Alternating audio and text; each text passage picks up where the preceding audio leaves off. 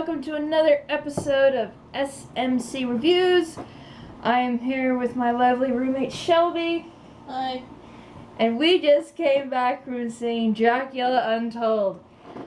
First thing I need to tell you people, this is going to be a spoiler-filled review. Repeat, spoilers! So, if you have not seen this film yet, don't watch this review, go and see it, then come back and watch it.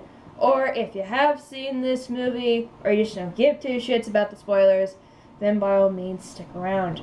Okay, there's a lot to get through in this movie because it was so awesome. I'll try not to be biased, but I can't promise nothing. Okay, first a little bit of background for those of you who don't know anything about Dracula, if you've been living under a rock for the past 200 years. So, first of all, everyone knows about the book, Dracula, which was written by Bram Stoker. Oh, by the way, I'm using notes here, because there's just that much to get through, so be advised, I might close off from my notes. There's just so much to talk about. Okay, Bram Stoker wrote the book in 1897. Bram Stoker, and there's been some confusion about this, he only borrowed the name Dracula and the setting of Transylvania from real life. He did not base the book from actually Dracula, the real person, because the vampire concept has been around for over like 1,000 years. It's only this book that glorified vampires and Dracula. In real life, Vlad Tepes III, also known as Vlad the Impaler, was Prince of Wallachia, aka modern-day Transylvania, today. He ruled from 1456 to 1462, and he was part of the Order of the Dragon, which was an organization founded by noblemen and priests, which was to protect Christianity in Eastern Europe from the Ottoman Empire, which, in other words, people from Turkey who were not Christian. And actually today, I believe that he is actually on some Transylvanian money. Not entirely sure about that, but he is actually regarded as a national hero, despite his bloodlust and dictatorship. He was a devoted Christian and actually did do a fair amount for his country, even though his methods were not the most peaceful. Normally in Dracula films, post 1992, so say 1931, 1986, whatever, there was no really origins given for Dracula. He was just a monster, he was just there, and he was either just a blood-sucking demon that they had to destroy, or he was the son of the devil. Or again, his origins were never explained. He was just there. But today, thanks to the 1992 version, starring Gary Oldman as Dracula and Jonathan Harker by Keanu Reeves and Anthony Hopkins starring as Van Helsing. Before that, people had a clear distinction before the monster and the man. They were two separate things. But thanks to this version, if you've seen it, you know what I'm talking about at the start. They've kind of blended the man, the real man, turning into the monster, as opposed to keeping them separate. So they've blended fact with fiction. So this now is somewhat canon now. Everyone's using it. It's kind of become a cliche in its own cliche. And also, thanks to this, Vlad the Impaler's wife is now almost always come back as the Mina. So Mina is the reincarnation of his dead wife. In the 1992 version, there's a TV show of Dracula starring Jonathan Rhys-Meyers that did this, which you should also check out. It's amazing. Anyway, a lot of people have been doing this now. It's like common to do it. In this film, we take a look at the man, Vlad the Impaler, turning into the monster. So again, it's blending fact and fiction. And so there's no Mina, there's no Jonathan, there's no Van Helsing, no Quincy, no Arthur, no Lucy, none of the characters from the book. This is set in medieval period. Okay, so first we'll go on Shelby, if you would like to answer a couple questions. So, you have not read the book, correct? Correct. I have read the book. We are finally in a fandom where I have read the book and have seen the movie. So, for once I'm the leading authority on this fandom. I feel quite happy. Also, how many Dracula movies have you seen again? No.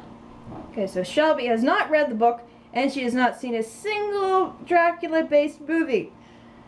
I, however, have seen 19 movies based on Dracula, plus the TV show, starring Jonathan Rhys-Meyers. So, yeah, with that, let's look at the positives. This movie is a beautiful film to look at. Again, set in the medieval period, with pretty costumes, and the mountains and everything. It stars Luke Evans as Dracula, which he does a very good job at.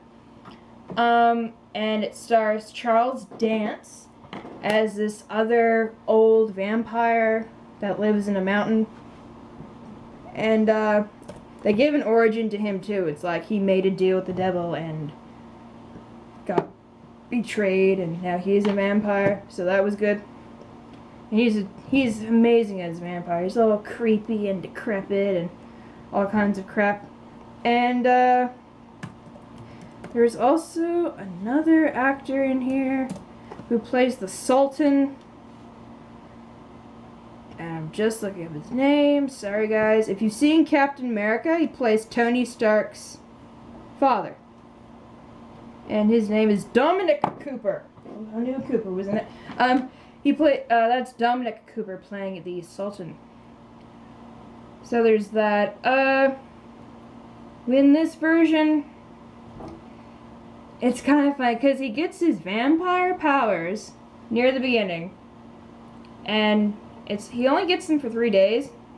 It's kind of like a reverse Little Mermaid gimmick. Close that.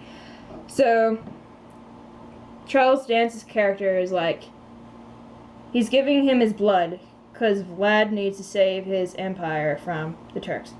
So he goes up to this vampire like, hey, I need your dark powers to save my people and my family and whatever. So he's like, okay, if I give you my blood, you'll experience, all the powers of a vampire for 3 days. And if you can resist the thirst of blood, then for these 3 days you will go back to a normal human being. But if not, you will remain a vampire. So he drinks the blood, and then you see him wake up in this river. And it's kind of funny because he's waking up and he's like discovering like has super strength, and he can super speed, he can super senses, he can see the heartbeats of animals and humans and stuff, and he can turn to bats. So he's enjoying this. He thinks this is pretty cool. Vampire powers. Whoa. So it's kind of like when a superhero first gets their powers and they're enjoying it for a while. It's kind of like that.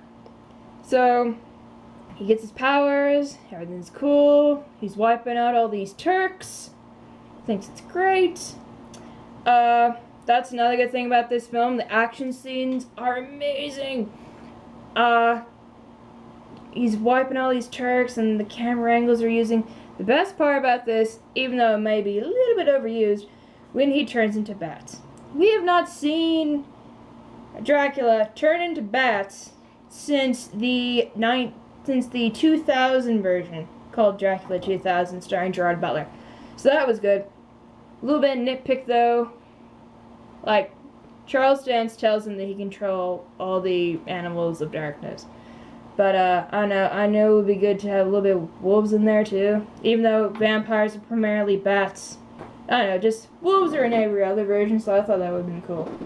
But no, it's mostly bats. He gets to summon bats. He turns into bats. There's bats everywhere. It's great. The actors were well acted. Another cool thing about this movie too is that Dracula can control the weather. I don't think we've seen this since the 92 version. He can, like, darken the skies, and there's this one scene where he's walking towards the army, and there's clouds with lightning and stuff. It looks like Thor came over and paid a visit, because there's just lightning everywhere. So that was cool. Yeah, it was just good. He's allergic to silver in this version. Silver, sunlight, the cross, but he's only allergic to the cross. Like, he can't stand to look at the cross until he's drunk human blood, which was good. I like that. That's a good twist on things. There's that, and yeah, some of the bad points about this movie, I felt like the dialogue was a bit meh, nothing, no great emotional speeches or anything. Also, just some of there's references in here, and I don't think they work very well. Like, if you've seen a lot of Dracula films, you'll pick up on this real quick, so, like, halfway through the movie, it's a little bit predictable, say, towards halfway through the film. Like, you kind of work out in your head what's gonna happen. There is a Renfield / Igor reference in here. There's bride references in here. And the end, the end. We'll get to the end in a minute. Yeah, I was kind of expecting, and also the big problem is, I found, personally, is Dracula. And it's not Luke Evans' fault, it's the script. He's too nice. Very nice. I don't want to see a nice Dracula. We want to see and I'm talking like nice, like sugar-coating, sweet, always upstanding family man, nice. But, so that kind of bummed out a bit. But once he starts fighting, like himself, even when he's a mortal man, and when he's a vampire, you can see that, you know, you do not want to fuck with this guy when he's pissed off. He really becomes the Vlad the Impaler we all, you know, heard about. So there's that. The ending, as I was saying before, it cuts to the modern day. You got Vlad walking around, and you see him come towards his wife, his reincarnated wife. He recognizes, like, whoa. And her name's Mina, which I thought, again, predictable as hell, but I don't know, it seemed alright to me. So yeah, final thoughts is that if you are a vampire fanatic like myself, you will like this movie, and you will understand it a lot more as opposed to someone who doesn't. Like, you'll pick up on the references and probably work out how it's going to end in your head quicker than the person next to you will. For those who do not particularly like vampires, you'll still enjoy it. Like, there's still some good action scenes and death and fighting and blood sucking and whatnot. So there's always that fun aspects to it. I am definitely going to buy this movie on DVD when it comes out. I am giving it my first ever 5 out of 5 stars, because it is that awesome. And I'm so glad I'm seeing it. I'm seeing it again. I'm seeing it again twice with other people, and it's just so awesome. I cannot praise this movie enough. But again, I said I wouldn't be biased, but I'm being biased. It's awesome. So yeah, that's it for Dracula Untold. Again, spoilers. So my next movie will be possibly The Book of Life or Fury. It depends how things turn out. And that'll bring us to November. I don't think there's anything happening in November. And then December's really fun starts. So yeah, thank you for listening, guys, and hopefully you will enjoy this movie as much as I did. Bye!